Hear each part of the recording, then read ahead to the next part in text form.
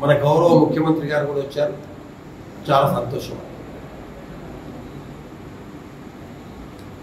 మేమందరం కూడా ప్రధానమంత్రి గారు వస్తే మేము ఏం ఎక్స్పెక్ట్ చేసామంటే ఆ స్థాయి మనిషి ఇక్కడ ఫస్ట్ టైం వచ్చిండు, మా జిల్లా మీద ఎన్నో వరాలు కురిపిస్తాడు అని మేము ఎక్స్పెక్ట్ చేసాం.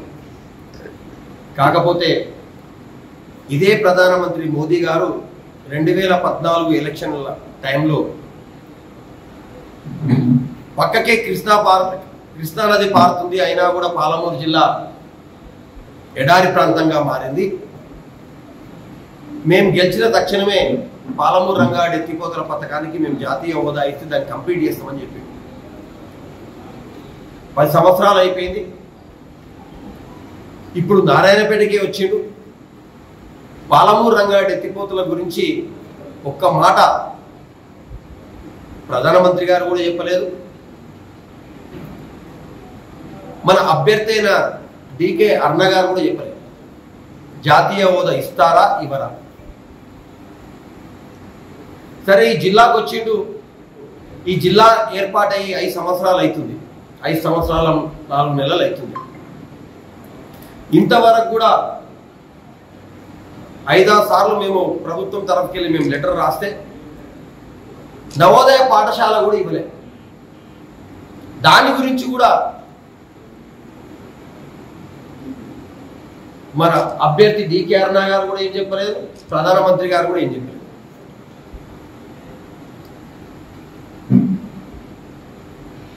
పేపర్లనే చూసి స్థానిక భాజపా నాయకులు ఇంకా వచ్చే కూత వస్తుంది, రైల్వే కూత వస్తుంది, ఇంకా రాత్రికి వినిపిస్తుంది, పొద్దుగాలు వినిపిస్తుంది, వికారాబాద్ కృష్ణ రైల్వేలు అని అన్నారు, ఏదో బడ్జెట్లో పెట్టిండ్రు అది అన్నారు. మళ్ళీ దాని గురించి కొంచెం ఫాస్ట్గా ఇప్పిస్తారా, కొంచెం ఎక్కువ బడ్జెట్ ఇస్తారా, అది ప్రధానమంత్రి గారి నోటి నుంచి చెప్పలేకపోయింది స్థానిక నేతలు. డికే అరుణ గారు కూడా అంతంత పొడుగా మాట్లాడతారు. మళ్ళా ఆ రైల్వే లైన్ గురించి ఒక స్పష్టమైన ప్రణాళిక ఇంతలోనే చేస్తాం, మేము ఇక్కడ వచ్చినాను, ఒక ప్రధానమంత్రి మేము ఇక్కడ వచ్చినాం, దాని మీద స్పెషల్ ఇంట్రెస్ట్ తీసుకొని తొందరగా చేస్తాం కూడా ఆయన ఏం చెప్పాలి. మరకేల్ నుంచి రామసముద్రానికి అయితే నేషనల్ హైవే ఉందో మా ప్రభుత్వం ఉన్నప్పుడు దాన్ని ఒక ప్రపోజల్ చేసి మేము సెంట్రల్ గవర్నమెంట్ పంపించడం జరిగింది. ఆ మధ్యలో అప్పుడు స్టేట్ గవర్నమెంట్ అన్నది రేవంత్ రెడ్డి గారు వాళ్ళు అక్కడ పోయి మేము ఇచ్చి వచ్చినామని అన్నారు.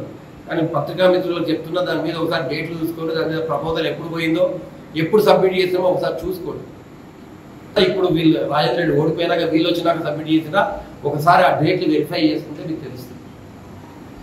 అంటే మొత్తంగా ఒక ప్రధానమంత్రి స్వయాన నారాయణపేట జిల్లాకు ఫస్ట్ టైం వచ్చి నారాయణపేట జిల్లాకు కానీ ప్రజలకు కానీ నేను వచ్చినందుకు మీకు ఈ వరం ఇచ్చినా, లేకపోతే ఇన్ని వందల కోట్ల ప్రాజెక్ట్ ఇచ్చినా, లేకపోతే ఇన్ని వందల కోట్లకు మీకు సహాయం చేసినా అని ఏ ఒక్క విషయం కూడా చెప్పకుండా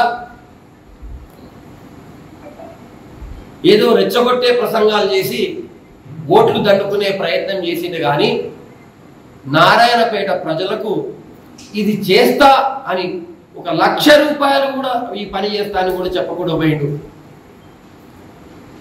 అది మరి చాలా దుర్మార్గం అని నేను చెప్తాను. అంటే ఎలక్షన్లు వస్తే ఓన్లీ రెచ్చగొట్టి ఓట్లు దండుకుంటాం అంతేకాని మేము మీకు ఈ పని చేస్తాం, మేము గెలుస్తే అని మాత్రం చెప్పరు. ఇది బీజేపీ వైఖరి బట్టబయలైంది. రెండో విషయం ఏంటంటే, మన దౌర్భాగ్యం ఏంటంటే, నిన్న మన గౌరవ ముఖ్యమంత్రి కూడా మక్తల్కి వచ్చిపోయాడు, నారాయణపేటకు వచ్చిపోయాడు, మక్తల్కి వచ్చిపోయాడు. మేము పదే అడుగుతున్నాం, అయ్యా బాబు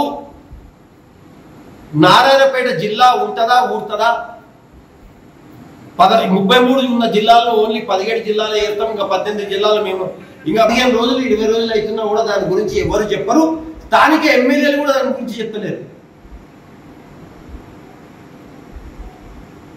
మొన్న అసెంబ్లీ ఎలక్షన్లప్పుడు కాంగ్రెస్ పార్టీ ఎమ్మెల్యే అభ్యర్థులు చెప్పిరు, మేము గెలిస్తే ఉగాది లోపల నారాయణపేటల కోటకొండ, దామరగిద్దల కానుగుర్తి, కోయిలకొండల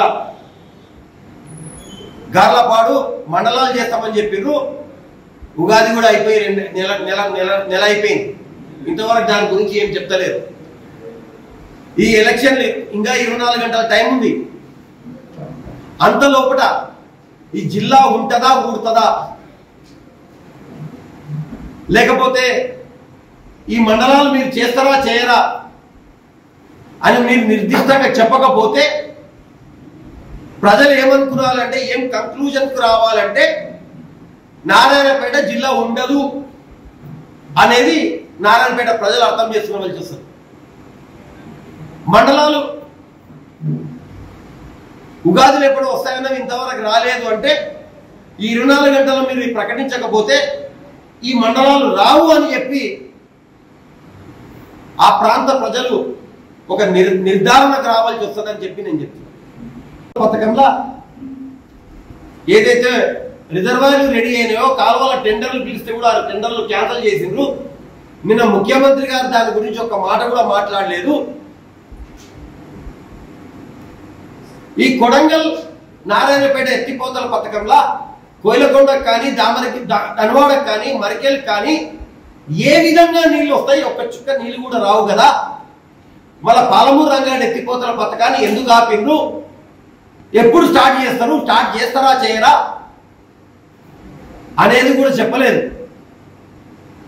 పాలమూరు రంగారెడ్డి ఎత్తిపోతల పథకంలో భాగంగా నారాయణపేట మండలంలో 21,800 ఎకరాల భూమికి నీళ్లు వచ్చేది ఉంటే నారాయణపేట కొడంగల్ ఎత్తిపోతల పథకంలో ఓన్లీ 8,000 ఎకరాలకు మాత్రమే నీళ్ళు ఇస్తున్నావు కదా. మిగిలిన 13,000 ఎకరాల నీళ్ళ సంగతి ఏంటి? మీరు ప్రజలకు ఎందుకు సమాధానం చెప్తలేరు? ఓన్లీ వాళ్ళని వీళ్ళని తిట్టి మీరు కాలక్షేపం చేసి ఓట్లు వేయాలని ఓట్లు మీరే అడుగుతున్నారు.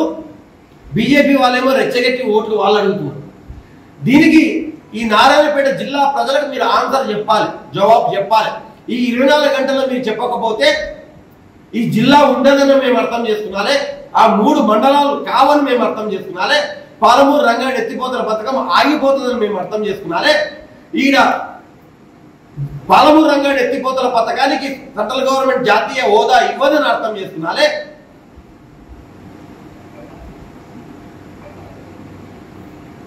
నవోదయ విద్యాలయం ఇవ్వదని అర్థం చేసుకున్నారే. స్వయాన ప్రధానమంత్రి వచ్చి సైన్స్ స్కూల్ గురించి కూడా ఏం చెప్పలేదు. మేము వస్తే ఇస్తామని ఇక్కడ లోకల్ నాయకులు ఎగిరెగిరి దిగుతారు బీజేపీ వాళ్ళు. స్వయాన నిన్న ప్రధానమంత్రి ఇక్కడికి వచ్చిన దాని గురించి కూడా ఏం చెప్పలేదు. అంటే మీరు వచ్చి ఉత్త చేతులు మాకు చూపించి ఓట్లు దండుకొని పోనీకి వస్తున్నారు. ఇది మేము ప్రజలు గ్రహిస్తాము, ప్రజల పక్షాన మేము పోరాడతాము. ప్రజల పక్షాన పోరాడాలంటే ఢిల్లీలో జై తెలంగాణ నినాదం వినిపించాలంటే ప్రజలందరినీ నేను కోరుతున్నా, అయ్యా మీరు కారు గుర్తు కొట్టేయాలి, మన శ్రీనివాసరెడ్డిని గెలిపించాలి. అప్పుడే జై తెలంగాణ నినాదం ఢిల్లీలో వినిపిస్తుంది. మొన్న ఎవరో అన్నారు ఈయనకేమొస్తుంది అడా, బీఆర్ఎస్ స్థానిక ఇక్కడ పార్టీ కదా. అయ్యా ఆ రోజు 2 ఎంపీలు ఉండి కూడా తెలంగాణ సాధించిన పార్టీ మాది. అప్పుడు మేమేం ప్రధానమంత్రి కాదు, మేమేం మంత్రం కాదు.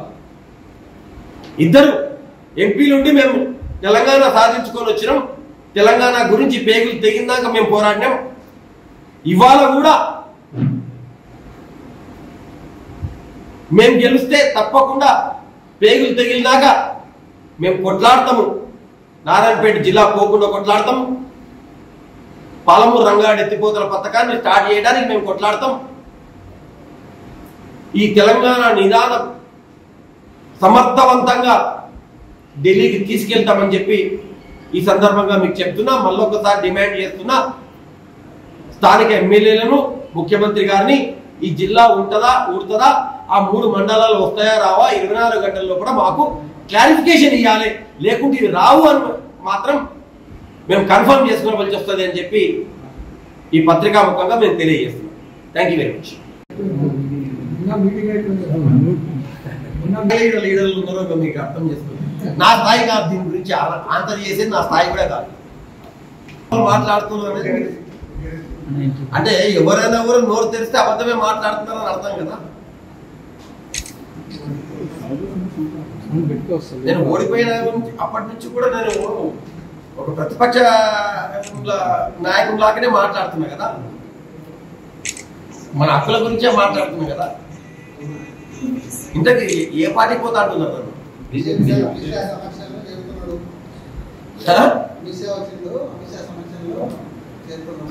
నిన్న ప్రధానమంత్రి అంటే ఇవాళ అమిత్ షా, అసలు ఇవాళ నేను ఈ ఉన్న అమిత్ షా ఇంటికి వస్తున్నా. ఇప్పుడు నేను వనపర్తికి పోతానా? సరే పోతే రాయండి, పోకుండా మాత్రం మీరు అన్ని అబద్ధాలు చెప్తున్నాను అది కూడా రాయండి, తప్పేం.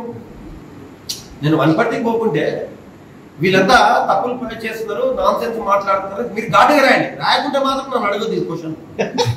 మీరు ఘాటుగా రాయలేదు, నేను పోతే నా మీద కూడా ఘాటుగా రాయండి కదా. మీరు ఏమనుకోకండి, of the record. Like, share, subscribe.